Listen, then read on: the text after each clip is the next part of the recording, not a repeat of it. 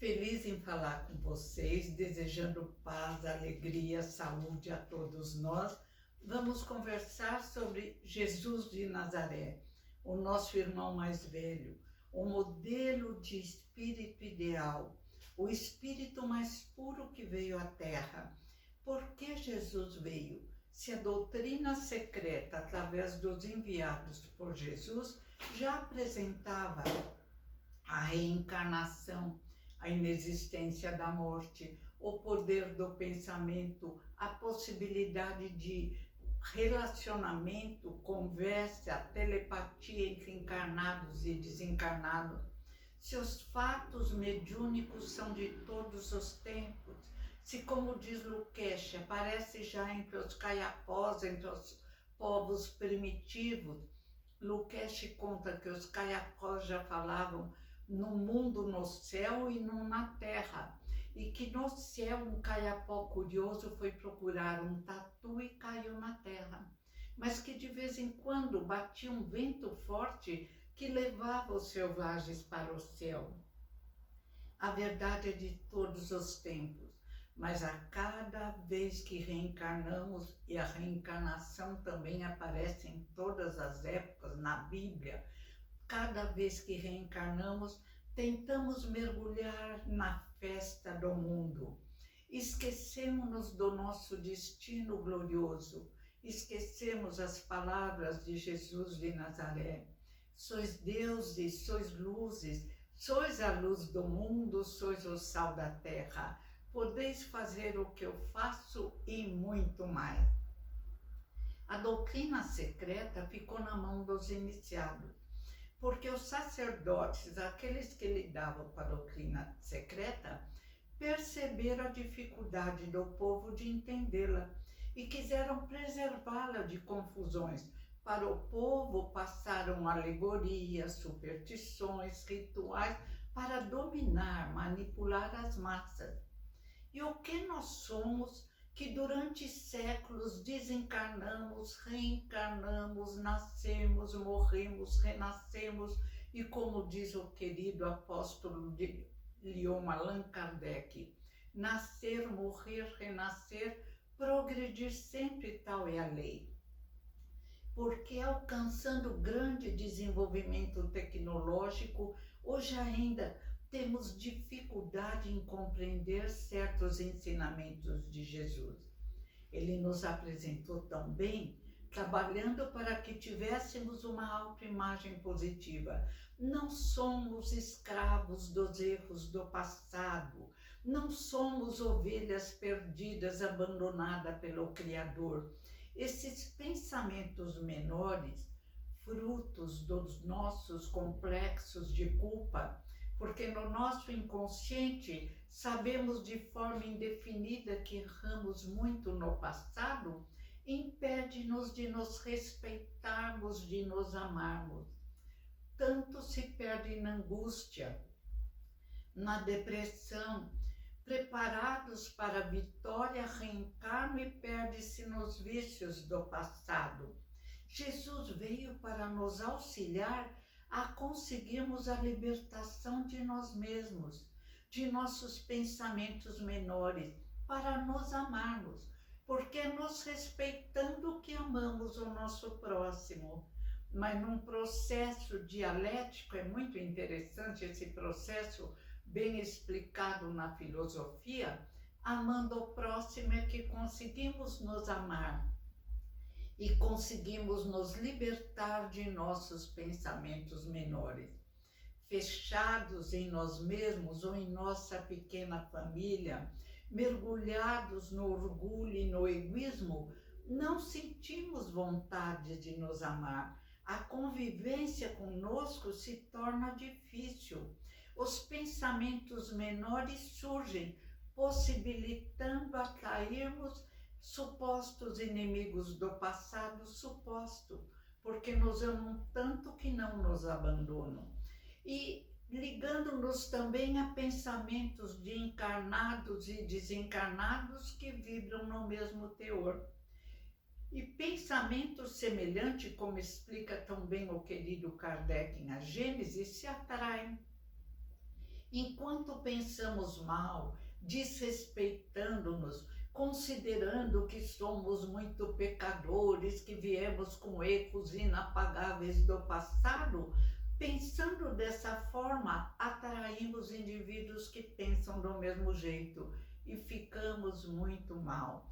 Eu sempre digo, para o estágio do planeta, da querida escola Terra, onde nos manifestamos nesta encarnação e provavelmente em todas as passadas, nós estamos num esforço de evolução. Merecemos a atenção do plano espiritual, mas aqueles que ainda estão mergulhados em erros clamorosos, políticos corruptos, indivíduos que só se prejudicam, outros até bons, mas drogados, viciados. Para estes, Jesus vela e manda um exército de luzes para que consigam despertar. Ou como diz Paulo de Tarso, levanta tu que dormes, levanta-te dentre os mortos e torna a caminhar. Ah, mas não estamos mortos. Tantas vezes, através das várias encarnações, permanecemos adormecidos no corpo de carne, como se já tivéssemos morridos, inúteis, tentando viver só para nós mesmos, para nossa ambição, nossa vaidade, nosso orgulho, nosso desejo de poder, nossos desequilíbrios vários. Tentamos nos convencer que temos uma só vida. E na medida em que fomos amadurecendo através das várias reencarnações no corpo físico, através das várias vidas, vários mestres, como diz o Dr. Brian, professor universitário nos Estados Unidos, psiquiatra, que mergulhando até o momento do nascimento da moça que ele tentava ajudar, penetrou depois, a moça mergulha no seu passado no Antigo Egito. Ele grava e descobre que ela estava usando uma linguagem do Antigo Egito. E ali ele descobre a reencarnação.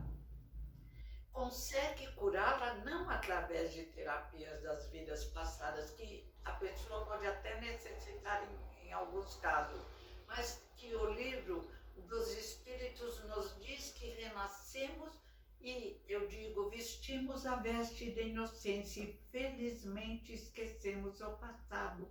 Se não nos suportaríamos pelos erros cometidos, mas mesmo esquecendo, lembranças indefinidas nos perturbam se não permanecermos em oração e vigilância.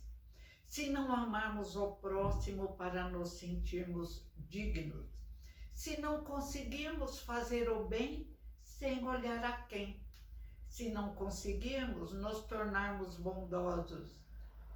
Somos deuses e somos luzes, mas é necessário nos conscientizarmos disso. Estamos todos mergulhados na energia cósmica universal. Nessa energia existem ondas de pensamento, diz a Gênese, como no ar existem ondas de som. E se escolhemos para nós, ou deveríamos escolher, belas músicas, músicas maravilhosas, letras belíssimas, que nos conduzem às ondas de luzes que envolvem o planeta Terra, em todos os instantes da nossa vida, devemos nos esforçar para pensar bem, para agir bem, para ser feliz, para compreender que felicidade é, diz o Livro dos Espíritos, consciência tranquila e ter o necessário. Tantas vezes ansiosos, angustiados pelo futuro que nós construiremos, tantas vezes preocupados só em construirmos ricos celeiros cheios de ouro, de joias, comprar casas, mansões. Tolice, disse Jesus, nessa noite virão buscar a tua alma. E que fizeste do bem que acumulaste? E Buda, é necessário extinguir os desejos, dominá-los e é necessário o desprendimento dos bens terrenos. E Sócrates, que não cobrava por suas aulas, e tantos indivíduos que nos encantam através da prática do amor. E Paulo de Tarso, que larga o luxo de uma casa abastada, a possibilidade do rabinato que eu esperava, porque fora aluno de Gamaliel, que era rabino e estava esperando Paulo de Tarso. Se ficarmos apegados à vaidade, ao poder dentro de nós mesmos, fechados, enrolados no cobertor do orgulho e do egoísmo, ficaremos sufocados, ansiosos, infelizes, doentes, perturbados, ligando-nos àqueles que vibram e pensam da mesma forma. Mas somos convocados, na medida em que nos conhecemos, em que começamos a compreender o sentido da vida, às vezes de forma intuitiva, amar o próximo como a nós mesmos. Mas quem é meu próximo? Meu próximo é toda a minha família biológica, são meus parentes biológicos. Mas meu próximo é dilatando a compreensão à luz dos ensinamentos de Jesus de Nazaré. Quem é minha mãe? Quem são meus irmãos? Meu próximo são todos os habitantes desse universo infinito que nos aconchega, que nos recebe, que permite o nosso crescimento espiritual. Jesus explica quem é o próximo naquela parábola linda, a parábola do bom samaritano. O samaritano era considerado erroneamente inferior, porque os de Jerusalém achavam Samaria meio atrasado. E os de Jerusalém achavam que eles conheciam melhor os mandamentos de Moisés, a lei judaica, dos que os de Samaria. E vinha um homem de Jerusalém para Jericó. E ele foi assaltado e caiu ferido no meio da rua. E passou um sacerdote que conhecia todas as leis, que sabia tudo a respeito de bom comportamento, e olhou o homem e foi embora indiferente. E veio um levita que nem era amado pelo povo, mas que era respeitado pelo medo, e olhou o homem caído e ensanguentado e também se retirou. Pensou, aqui deve ter assaltantes, deixa eu salvar a minha pele. Mas vinha um samaritano, humilde, simples, e de repente ele viu aquele homem caído na estrada. E ele se condoeu do homem, como nós devemos nos condoer de todo irmão ferido, caído, mergulhado no erro, na dor, ou a vítima de assaltantes. E o samaritano colocou o homem no seu cavalo. O primeiro deu um jeito de pensar um pouco as feridas. Colocou e levou até uma estalagem. E disse ao estalageiro, este homem foi assaltado e está ferido. Por favor, cuida dele, como se fosse um parente seu. E eu vou te deixar esse dinheiro e quando voltar da minha viagem, passarei aqui. E se faltar alguma coisa, eu pagarei o que falta.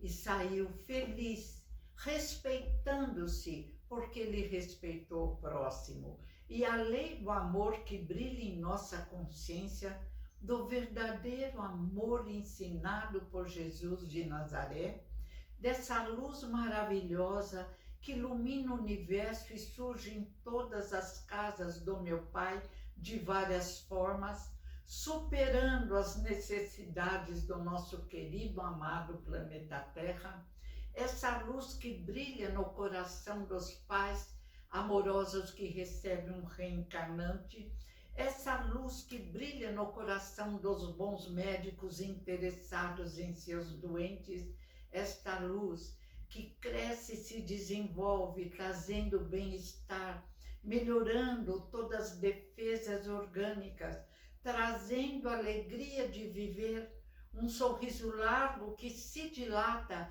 porque conseguimos iniciar a nossa conexão com as luzes do universo, esta luz magnífica que tantas vezes amesquinhamos, confundindo, não compreendendo o conceito, que brilhou intensamente com Jesus de Nazaré, incrivelmente com ele ressuscitado em toda a sua formosura espiritual. Esta luz é o amor. Mas o que é o amor?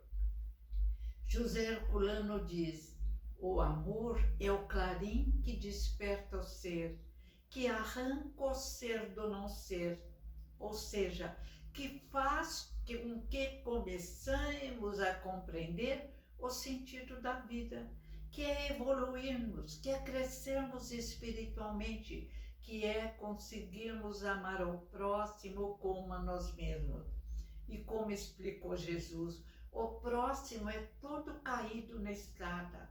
O próximo é alguém em sofrimento físico ou em sofrimento moral. O próximo está na Cracolândia, nos indivíduos perdidos, andando como zumbi, mas que são nossos irmãos, criados da mesma forma e com o mesmo destino glorioso que é a luz, pelo Criador, que criou, como diz Paulo de Tarso, a gregos, romanos, judeus, a todos como seus filhos, com necessidade da mesma luz, precisando do mesmo alimento, mas necessitando, sobretudo, dar as mãos para a construção de um mundo melhor. Quando tentamos permanecer sozinhos, quando ficamos indiferentes ao sofrimento dos que estão lá fora, quando mergulhamos em pensamentos de poder, de tolices várias, por uma vida escolar tão curta, 70, 100 anos, 110 anos, quando ficamos mergulhados, encantados conosco, parecendo Zé Bonitinho, que aparece várias vezes nos programas televisivos, sou maior, sou belíssimo, sou melhor, ou quando nos afundamos na ansiedade exagerada, na incapacidade de ter fé em Deus e fé em nós mesmos, quando perdemos o referencial da luz, mesmo assim, Jesus vem e nos abraça e diz para nós: vinde a mim, todos vós que estáis cansados, eu sou o leite que fortifica o fraco, sou o clarim que toca ao amanhecer. Não procureis algures consolo, porque ninguém poderá vos dar. Vinde a mim, todos vós que estáis cansados, e eu vos aliviarei. E conseguimos o alívio. E mais forte, mais corajosos, mais felizes, vamos procurar os que sofrem, nos asilos, nos orfanatos, perdidos na rua. Sozinhos não conseguimos, mas filiamos-nos às instituições, ligamos-nos a grupos que também fazem a prática do bem, que caminham nas ruas de São Paulo, das grandes cidades, distribuindo merenda, que vão às comunidades abandonadas e levam cesta de alimento, mas sobretudo que trabalham criando os cursos técnicos que ensinem a cada próximo, a cada irmão nosso, a se tornar independente.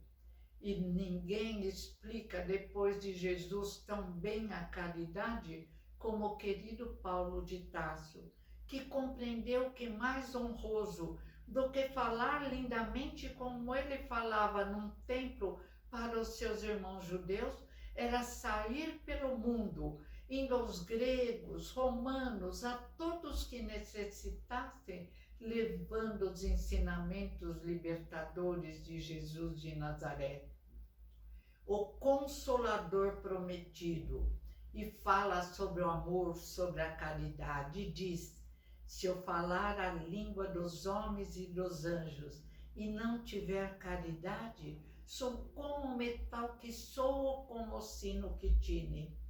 E se eu conhecer todos os mistérios e não tiver caridade, eu nada sou. E se eu entregar meu corpo para ser queimado e todo o meu dinheiro aos pobres e não tiver caridade, isto de nada vale. Mas o que é a caridade? A caridade é benevolência, é perdão, é resignação, é a aceitação de pequenos problemas e grandes problemas, porque problemas são ingredientes de evolução. É considerar a dor do próximo como a nossa dor, é se comover com os nossos irmãozinhos menores, como diria São Francisco de Assis, com os cachorrinhos, os gatos, os elefantes, os bois, todos irmãozinhos nossos que estão também caminhando nas primeiras linhas da caminhada para a luz. É nos encantarmos e agradecer a Deus essa escola maravilhosa, hospital, escola, tratamento e desenvolvimento espiritual, físico, mental, escola Terra. Este planeta maravilhoso, cheio de rios, de mares, de um céu tão azul, de uma terra em que plantando dá, e é tão pequena a terra para nós perante o universo, mas tão grande na sua capacidade de nos receber com amor, oferecendo o melhor que ela tem. Outro dia, à tarde, o sol se tornou vermelho, azul, cor-de-rosa, e eu parei e pensei, que grande pintor é Deus, que Pai misericordioso, amoroso, que tenta, sempre consegue nos envolver com tanto amor, mas que criou o melhor método pedagógico, infalível. Devemos construir nosso conhecimento, devemos e podemos construir nosso destino. São escolhas, não existe castigo, existe consequência. Se plantarmos flores, colheremos flores. Se plantarmos espinhos, colheremos espinhos. E tantos irmãos vieram à terra e se sacrificaram para deixar a lição de amor.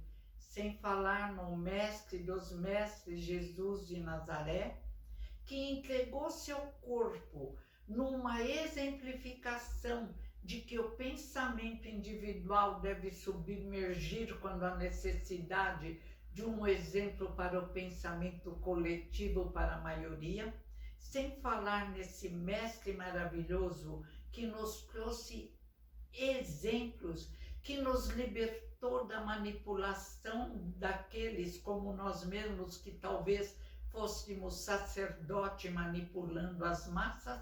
Podemos lembrar de todos os mestres, de alguns dos mestres enviados por Jesus. E a doutrina secreta, como diz Leon Denis no seu livro sobre a morte, depois da morte, a doutrina secreta que já existia no horizonte primitivo, que aparece nas galhas com os sacerdotes druidas, que sabiam a verdade, mas que em geral as escondiam em templos, em cavernas, guardavam a grande verdade para eles e passavam ao povo só aquilo que achavam que o povo podia aprender, cercados muitas vezes de alegorias, superstições, e mesmo assim não compreendemos. A doutrina secreta brilha no Egito, mas era entregue como entre os sacerdotes druidas, só para os iniciados, aqueles que seriam levados a sacrifícios do corpo e do espírito para ficarem aptos a compreendê-la.